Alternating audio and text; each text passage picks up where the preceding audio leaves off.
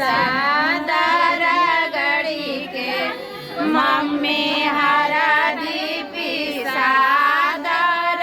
गड़ी के दीदी हरदी लगदया टोयंग से दीदी हरदी लगदया टोयंग से झिल्ली झार झार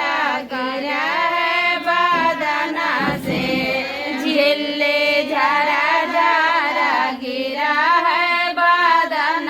से चाचा हरदी मांग दयाल गज से चाचा हरदी मांग दयाल गज से चाचे हरदी सादर गड़ी के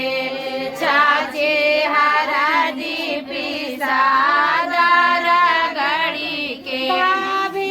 हरदी लगदया टोयंग से भाभी हरदी लगदया टोयंग झिल्ले झर झर गिरा है बदन से झिल्ले झर झर गिरा है बदन से जीजा हरदी दयाल रंग से दीदी हरदी सादर गड़ी के